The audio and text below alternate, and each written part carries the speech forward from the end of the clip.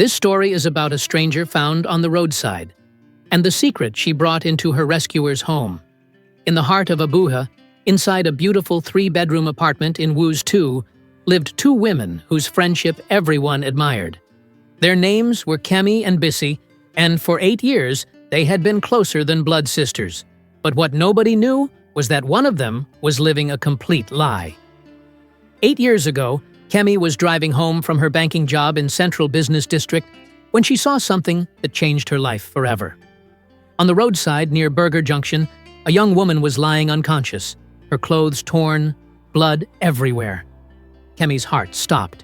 She quickly parked her Honda Accord and rushed to help. "Help! Somebody help!" Kemi screamed, but every car that passed just sped up. Even the Okada riders pretended not to see. In Nigeria, people don't want trouble, so they mind their business. But Kemi couldn't walk away. She carried the unconscious woman to her car and drove straight to National Hospital. The doctors said the woman had been attacked and robbed. She suffered severe head trauma that wiped out her memory completely.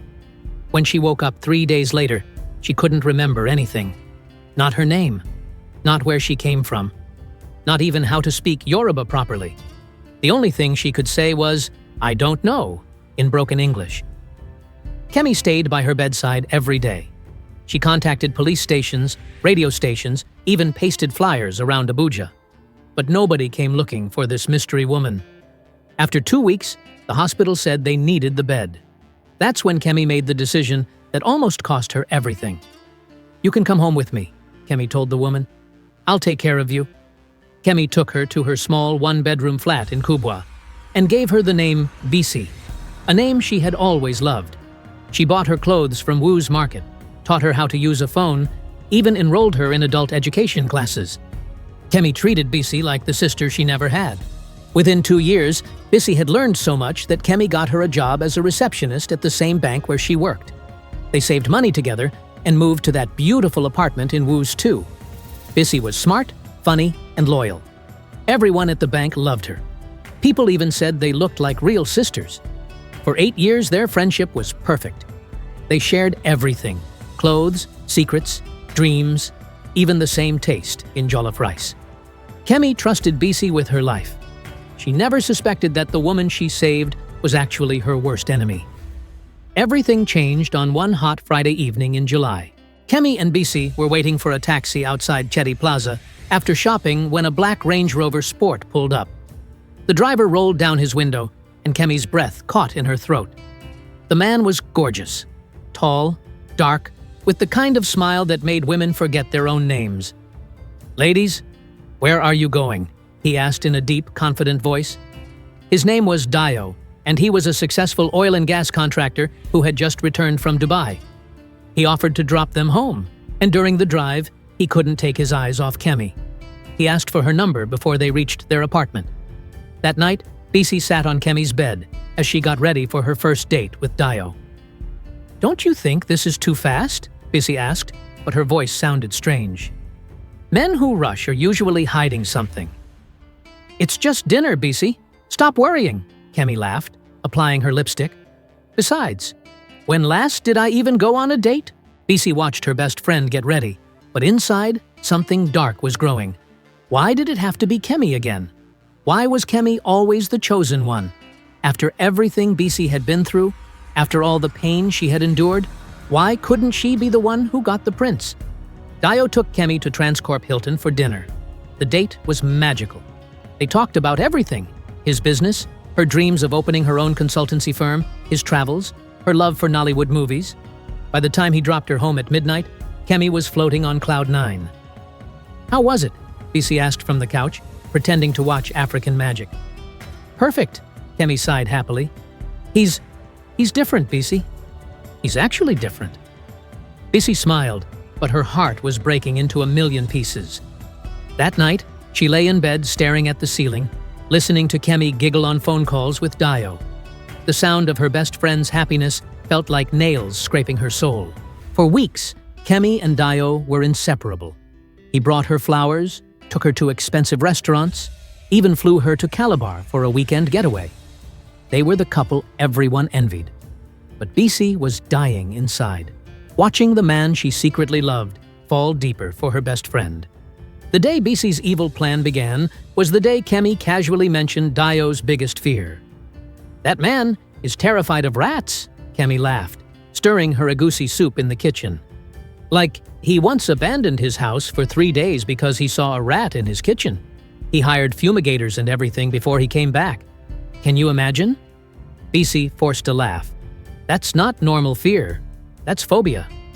"I know, right? But I love that he's honest about it. Most men will pretend to be fearless." Bisi said nothing, but her mind was already working. A plan so evil, so perfectly crafted, that it would destroy Kemi's happiness forever. 2 weeks later, Kemi rushed out for an emergency meeting with a client, forgetting her phone on the kitchen counter. This was the moment Bisi had been waiting for. She picked up the phone and opened WhatsApp. Dayo's name was right there at the top of the chat list. Bisi's fingers trembled as she typed, "Baby, please help me. There are rats in my room and I'm scared. Can you come remove them? I'm hiding in the bathroom. Please hurry." She sent the message and immediately deleted it from the chat history. Then she placed the phone exactly where Kemi had left it. 30 minutes later, Dayo's Range Rover pulled up outside their apartment. He had brought rat poison, traps, and even called a pest control company.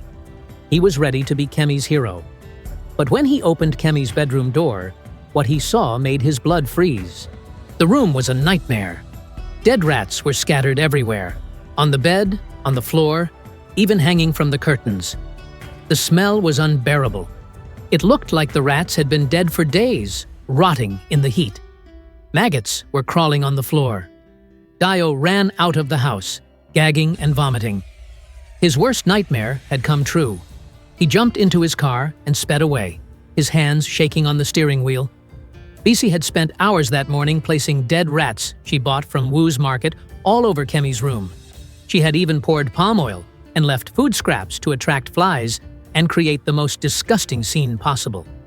After Dayo left, she quickly cleaned everything up and sprayed air freshener. When Kemi returned home an hour later, her room was spotless. "How was your meeting?" Bisi asked innocently. "Great, I got the contract," Kemi beamed. She picked up her phone, expecting to see messages from Dayo. But there was nothing. No missed calls, no WhatsApp messages, nothing. That was strange. Dayo always checked on her, especially when she had important meetings. She sent him a message. "Baby, I got the contract. Can't wait to celebrate with you tonight." The message showed delivered, but no response. She tried calling. The phone rang once and went to voicemail. "Network issues," Kemi muttered, though a cold fear was creeping into her chest. By morning, Dayo had blocked her number. Completely.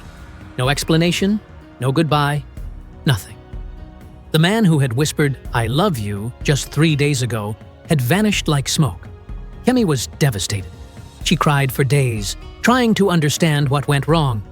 She used Bisi's phone to call him, but he blocked that number too. She even went to his office, but security said he had traveled overseas indefinitely. "Maybe he was just playing with you," Bisi said, rubbing Kemi's back as she sobbed. "I warned you about men who move too fast. They're usually running away from something." But Kemi couldn't understand it. Everything had been perfect. What could have changed so suddenly? Bisi watched her best friend break down and felt no guilt whatsoever. In fact, she felt victorious. Finally, Kemi knew how it felt to lose something precious. 3 months passed. Kemi slowly started healing, throwing herself into work and trying to forget Dayo. But Bisi had other plans. She had been secretly visiting Dayo at his house every week, pretending to be concerned about how he hurt her best friend. She would dress in tight clothes, cook his favorite meals, and slowly plant seeds of lies about Kemi. "I feel so sorry for you," she would say, sitting close to him on his couch. "Kemi told me she was only dating you for your money. She even said you were too old for her." Dayo never responded to her advances, but he listened to every lie. Bisi was patient.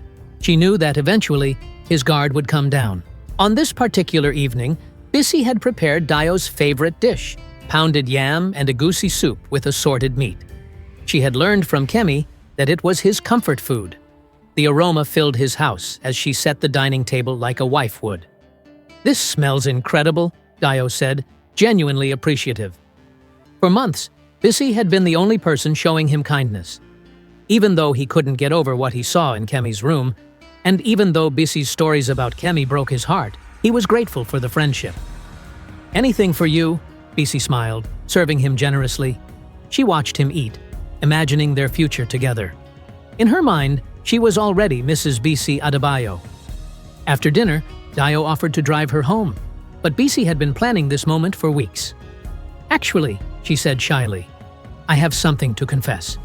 Dio looked up, curious. "I've been in love with you since the day we met," she whispered, moving closer to him. "I know you loved Kemi, but she never deserved you. I would never hurt you the way she did." Before Dio could respond, Bissy kissed him. For a moment, he didn't pull away. He was lonely, confused, and Bissy had been his only friend during his darkest months. But then he gently pushed her back. "Bissy, I can't. You're Kemi's best friend." "Kemi doesn't care about either of us," Bissy lied smoothly. "She's already moved on. She's dating someone new at the bank." The lie hit Dio like a punch to the gut. Even though he had blocked Kemi, part of him hoped she was still waiting for him, still fighting for their love. Hearing that she had moved on so easily made him feel like a fool. That night, for the first time in months, Dio didn't push Bissy away when she kissed him again. But what Bissy didn't know was that Dio's best friend, Kunle, had been watching everything from the shadows. Kunle was a detective with the Nigeria police force, and something about Bissy had always bothered him. Her story about losing her memory never added up. So he did what detectives do. He investigated. What Kunle discovered made his blood run cold. Bissy's real name was Yinka Adeyemi. 8 years ago, she had been a housemaid in Kaduna, working for a wealthy family. She had poisoned the family's 2-year-old son because she was jealous of the attention the child received from his parents. When the baby died, the parents were so heartbroken that they divorced. But Yinka's evil didn't stop there. She had been stealing from the family for months, selling their jewelry, and sending the money to her boyfriend in Lagos. When the family discovered the theft and connected it to their son's mysterious death, they called the police. Yinka ran away before she could be arrested, but the family hired private investigators to track her down. They found her in Abuja and sent men to bring her back to Kaduna to face justice. But Yinka was smarter than they thought. She staged her own attack, paying street boys to beat her up and dump her on the roadside where she knew a good Samaritan would find her. She pretended to have amnesia, so nobody would ask questions about her past. For 8 years, she had been hiding in plain sight, pretending to be grateful to Kemi, while secretly hating her for being everything she could never be: kind, successful, loved. The night Kunle discovered the truth, he rushed to Dio's house. But he was too late. Bissy was already there, curled up on Dio's couch like she owned the place. "Dio, we need to talk," Kunle said urgently. "Privately." When Kunle told Dio the truth about Bissy, Dio's world shattered. The woman he had been confiding in, the woman who had been cooking for him and comforting him, was a murderer. Worse still, she had been lying about Kemi all along. "We have to tell Kemi," Dio said, his hands shaking. "She's in danger." They drove to Kemi's apartment at 2 a.m. When Kemi opened the door and saw Dio, her heart stopped. For months, she had dreamed of this moment, but the look on his face told her something was terribly wrong. "Where is Bissy?" Kunle asked. "She's not home yet," Kemi replied, confused. "Why? What's going on?" That's when they told her everything. About Bissy's real identity, about the murdered child, about the lies she had been telling Dio. But the worst revelation was yet to come. "She's the one who destroyed our relationship," Dio said, his voice breaking. "She made me believe you were living like a pig, that you had moved on with someone else. She's been manipulating both of us." Kemi collapsed into a chair, her world crumbling around her.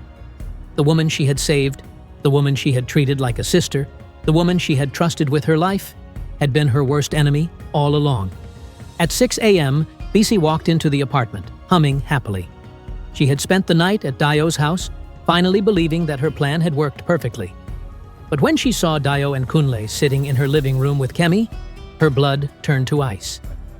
"Hello, Yinka," Kunle said calmly, using her real name. Bissy's legs gave way. She collapsed to the floor, knowing that her 8-year deception was over. "Please," she begged, crawling toward Kemi. "I can explain everything. I never meant for it to go this far." But Kemi just stared at her, tears streaming down her face. "You killed a baby," she whispered. "You killed an innocent child." "It was an accident!" Bisi screamed. "I only wanted to make him sick so his parents would pay attention to me too. I didn't know the poison would kill him." Kunle called for backup, and within minutes, police cars surrounded the apartment. As they dragged Bisi away in handcuffs, she turned to Kemi one last time. "You have everything," she screamed. "You have everything, and I have nothing. It's not fair." Kemi watched the police car disappear into the morning traffic, carrying away the woman who had shared her life for 8 years. The woman who had eaten her food, worn her clothes, shared her secrets, and tried to destroy her happiness. Later that day, Kemi and Dio sat in her living room, trying to process everything that had happened. "I'm sorry," Dio said, taking her hand. "I should have trusted you. I should have asked you directly instead of believing her lies." "How could you have known?" Kemi replied. "I lived with her for 8 years and never suspected anything. She was that good at pretending." Bisi was sentenced to life imprisonment for murder and attempted murder. The court heard how she had manipulated everyone around her, how she had destroyed families and friendships without any remorse. Kemi and Dio rebuilt their relationship slowly, both of them scarred by the betrayal, but stronger together. They got married 2 years later, but they never forgot the lesson they learned. Kindness is beautiful, but it must be balanced with wisdom. Not everyone who needs help deserves trust. Sometimes, the person you save might be the one sent to destroy you. The moral of this story is simple. Be kind, but be careful. Help others, but protect yourself. And never ignore that small voice in your spirit that whispers warnings. It might be the only thing standing between you and disaster. In Nigeria, we have a saying, "Not every smile is genuine, and not every tear means repentance." Sometimes, the devil comes dressed as an angel, speaking your language, eating your food, and calling you sister. Watch out for the Yinkas in your life. They are closer than you think. What did you think of this story? Share it with someone who needs to hear this message. And remember, trust is earned, not given freely.